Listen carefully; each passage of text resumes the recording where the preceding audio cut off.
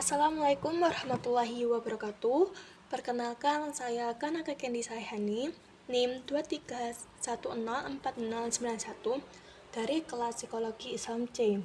Saya akan menjelaskan tentang dependent sample korelasi untuk memenuhi tugas akhir semester pada matkul statistika. Definisi dependent korelasi yaitu dependent korelasi mengacu pada hubungan linear, hubungan yang searah atau hubungan yang berlawanan antara dua variabel, yang dimana salah satu variabel bergantung pada variabel yang lainnya.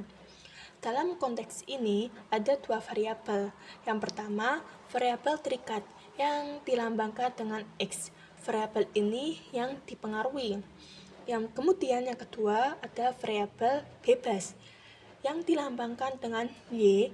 Variabel ini yang mempengaruhi. Dependent korelasi ini bertujuan untuk melihat seberapa kuat dan searah hubungan antara variabel bebas X dan variabel terikat Y. Ciri-ciri dependent korelasi yaitu pertama, pasangan data. Data yang dianalisis cari selalu berpasangan. Yang kedua, hubungan timbal balik. Perubahan pada satu variabel cenderung diiringi oleh perubahan pada variabel lainnya. Kemudian yang ketiga, variabel bebas dan terikat. Dalam dependent korelasi, sulit untuk menentukan secara pasti mana variabel yang menyebabkan perubahan pada variabel lainnya.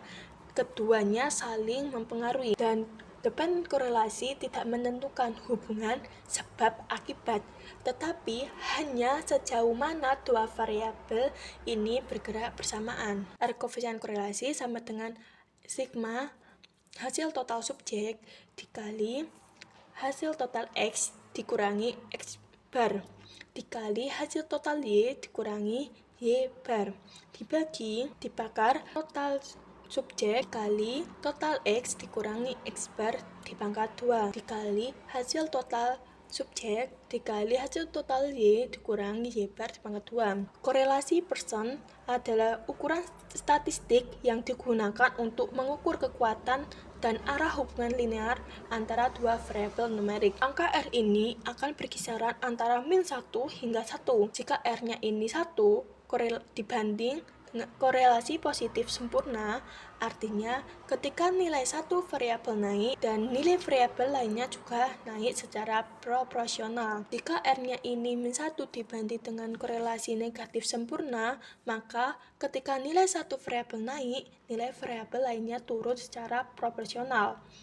Jika R-nya ini 0 dibanding dengan tidak ada korelasi, artinya tidak ada hubungan linear antara kedua variabel. Kemudian ada beberapa skema hubungan variabel. Yang pertama ada hubungan positif kuat, yang kedua ada hubungan positif lemah, ketiga ada hubungan negatif kuat, keempat ada hubungan negatif lemah, dan yang terakhir kelima tidak ada hubungan. Cara membaca skema hubungan variabel. 1.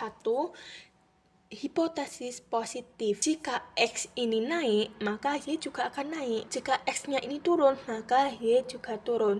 Ini yang dibilang hipotesis positif. Yang kedua ada hipotesis negatif. Jika X-nya ini turun, maka Y-nya itu naik. Jika X-nya naik, maka Y turun. Ini yang dibilang dengan hipotesis negatif. Lalu yang ketiga, hipotesis H0 atau tidak ada hubungan. Jika X-nya ini itu naik, Y-nya itu tetap nggak naik, nggak turun. Jika X-nya ini tetap nggak naik, nggak turun, maka Y-nya itu yang naik. 3. Hipotesis H0 atau tidak ada hubungan. Jika X-nya naik, Y-nya tetap, tidak turun, tidak naik. Jika X-nya ini tetap, maka Y-nya itu naik. Ini teknik analisis dependent korelasi. Rumusnya R X Y sama dengan N-nya ini total subjek kali total X Y dikurangi total X kali total Y dibakar N-nya ini total subjek dikali total X pangkat 2 dikurangi total X dibakar X pangkat 2 dikurangi total X dikali N total subjek dikali total X pangkat 2 dikurangi total X lalu dipangkat dikali total subjek kali total Y pangkat 2. Cara mengetahui registered interpretasi hipotesis. Pertama, ada aturan interpretasi. Jika H hipotesisnya itu 0, total R hitungnya itu lebih besar dengan R tabel, maka hubungannya negatif. Atau jika R hitungnya ini nilainya lebih besar dan R alpanya ini lebih kecil, maka hubungannya positif. Kedua, bentuk hipotesis. H0 itu hipotesis nihil, H1 itu hipotesis alternatif. Kemudian yang ketiga, bentuk hipotesis.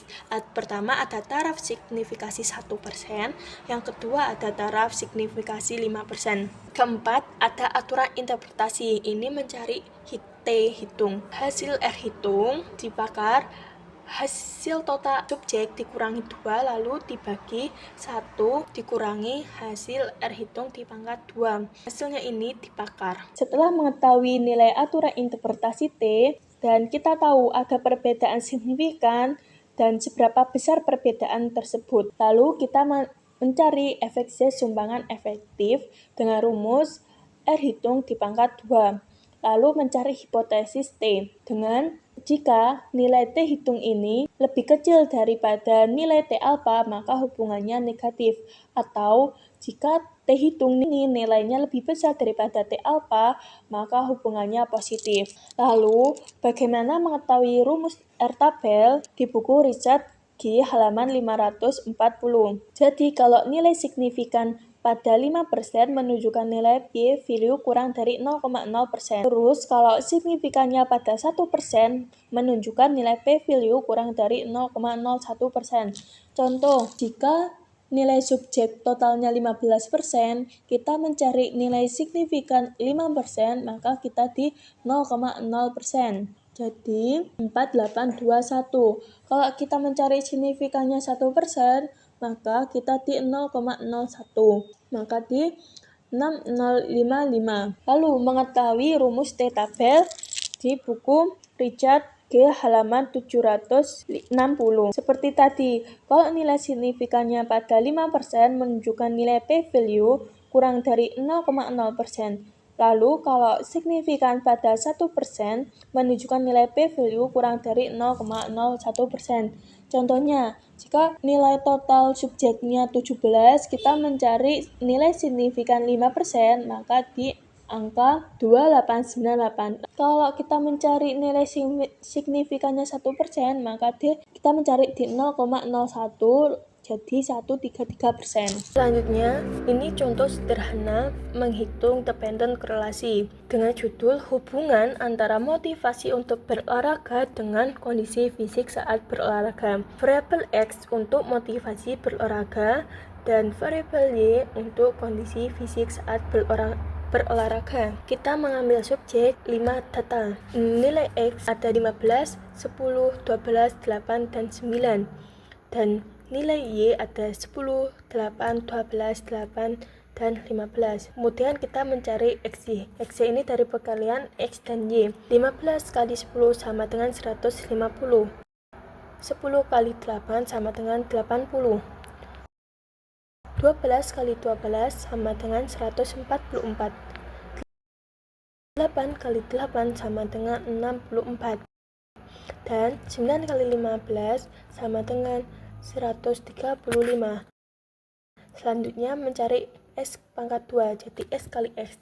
Jadi yang pertama 15 kali 15 sama dengan 225. Lalu 10 kali 10 sama dengan 100. Dan 12 kali 12 sama dengan 144. 8 kali 8 sama dengan 64. 9 kali 9 sama dengan 81. Lalu mencari X pangkat 2, yaitu Y kali Y. Jadi 10 kali 10 sama dengan 100. 8 kali 8 sama dengan 64. 12 kali 12 sama dengan 144. 8 kali 8 sama dengan 64. Dan 15 kali 15 sama dengan 225. Selanjutnya kita mencari total dari semua data. Total X dari 15, 10, 12, 8, dan 9 sama dengan 54. Dan nilai Y yaitu sub 10 tambah 8 tambah 12 tambah 8 tambah 15 sama dengan 53. Total X-Y 110 tambah 80 tambah 144 ditambah 64 tambah 135 sama dengan 573. Kemudian nilai total X pangkat 2 225 ditambah 100 tambah 144 ditambah 64 ditambah 81 sama dengan 614. Kemudian total Y pangkat 2 yaitu 100 tambah 64 ditambah 144 ditambah 64 tambah 225 sama dengan 573. Kemudian kita lanjut ke teknik analisis. N-nya ini itu 5, total semua subjek dikali total X-Y yaitu 573 dikurangi total X yaitu 54 dikali total Y yaitu 53. Kemudian di akar pangkat N-nya ini 5 dikali X pangkat 2 614 total X di pangkat 2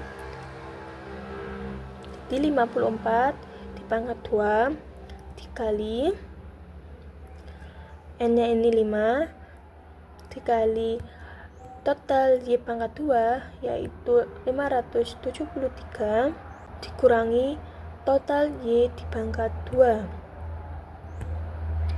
yaitu 53. Lalu 5 dikali 573 sama dengan 2865 dikurangi 54 dikali 53 dibagi 5 dikali 614 yaitu 3070 dikurangi 54 di pangkat 2 yaitu 1296 dikali 5 kali 57 hasilnya 2985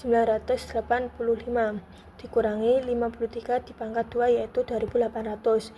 865 dikurangi 54 dikali 53 yaitu 2862 dibagi 3070 dikurangi 1296 hasilnya 1774 dikurangi 2985 kurangi 2800 sama dengan 176. Kemudian 2865 dikurangi 2862 sama dengan 2 dibagi 2704 kurangi 176 yaitu 1598 totalnya 0,125. Jadi nilai R-nya itu 0,125. Lalu mencari interpretasi hipotesis, yaitu aturannya jika R hitungnya itu lebih kecil daripada R alpanya, maka hipotesisnya negatif, atau R hitungnya lebih besar daripada R alfa, maka hipotesisnya positif. Selanjutnya taraf signifikasi hipotesis. Jadi total R hitungnya 0,125.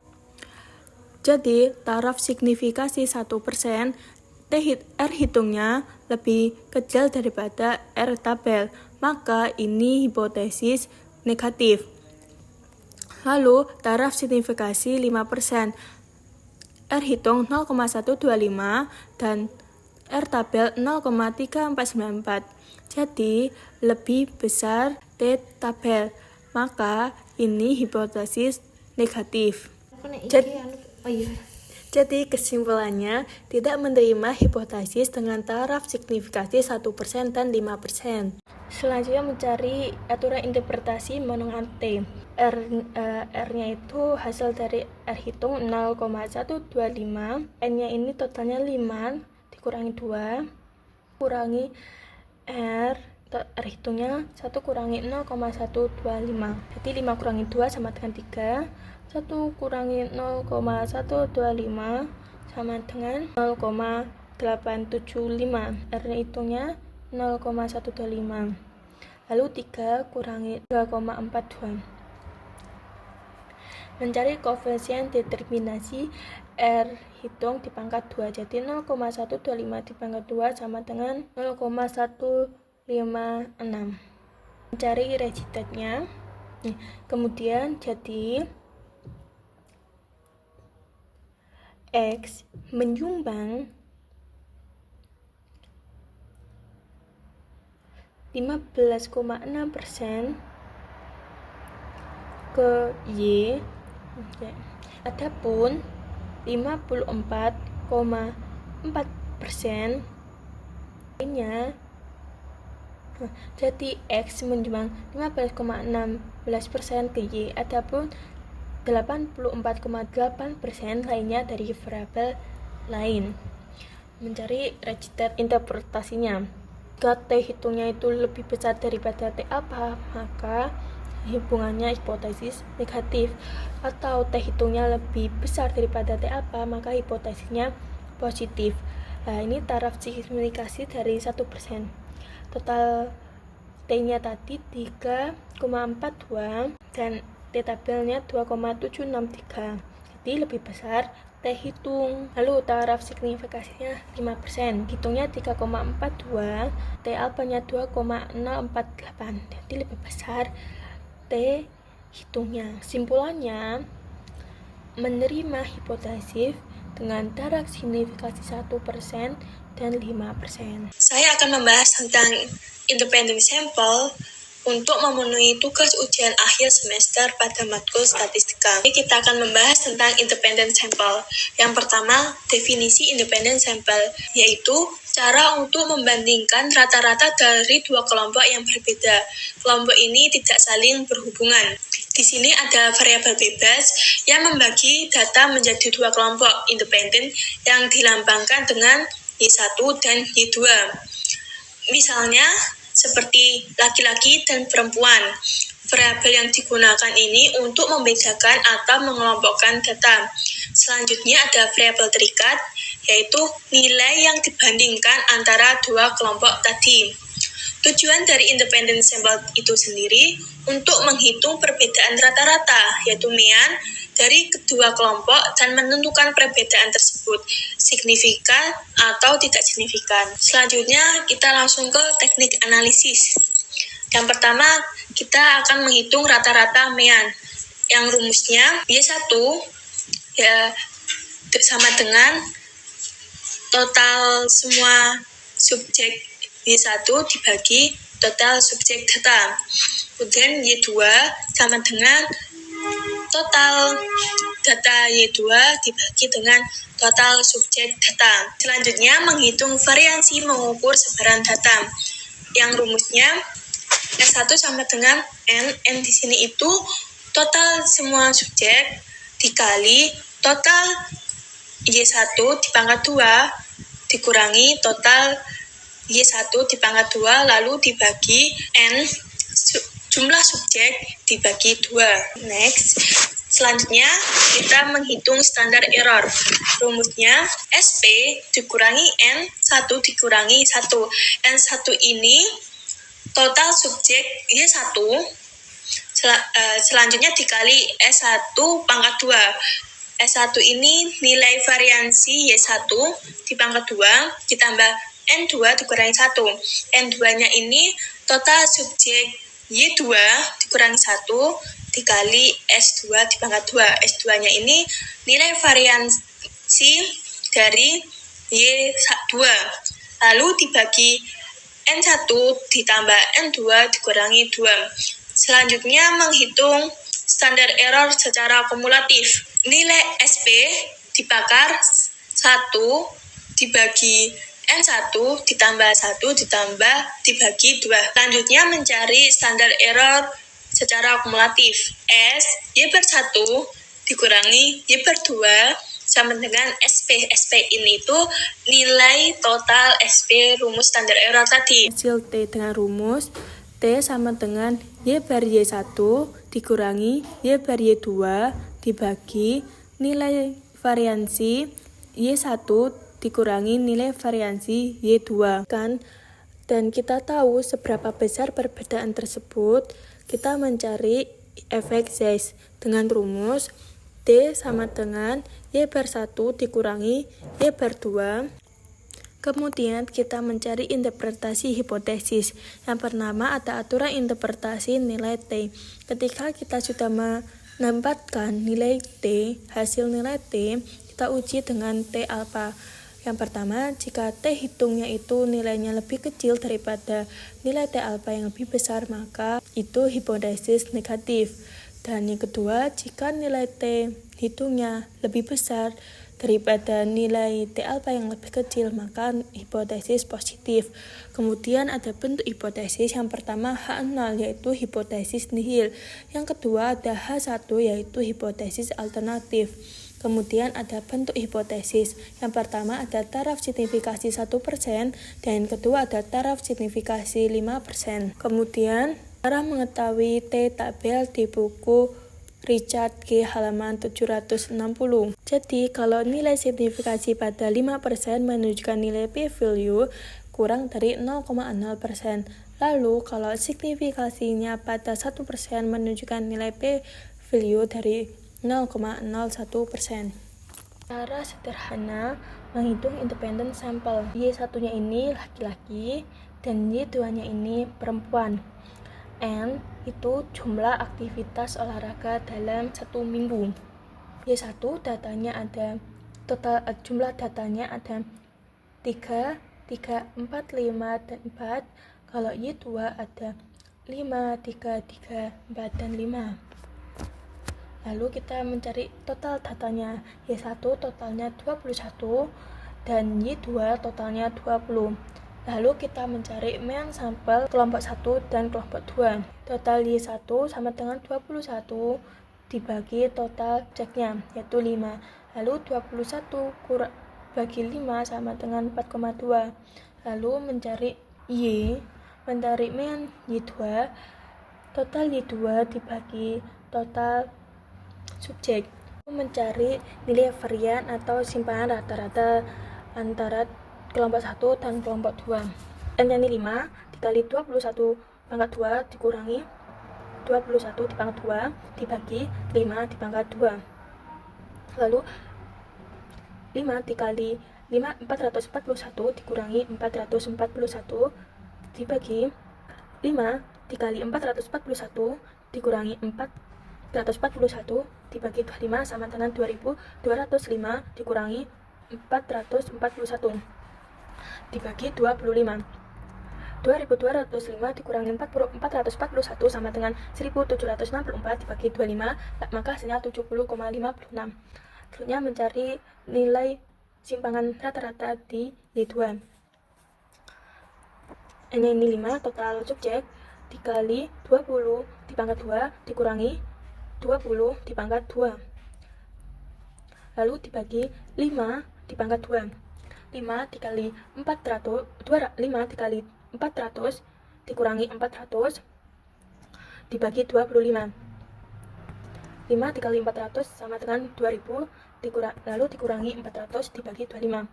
2000 dikurangi 400 sama dengan 1600 dibagi 25 sama dengan 64. Mencari nilai varian atau simpanan rata-rata antara kelompok 1 dan kelompok 2. Jadi 5 kurangi 1 dikali 70,56 ditambah 5 dikurangi 1 ditambah 64,2 dibagi 5 tambah 5 dikurangi 2.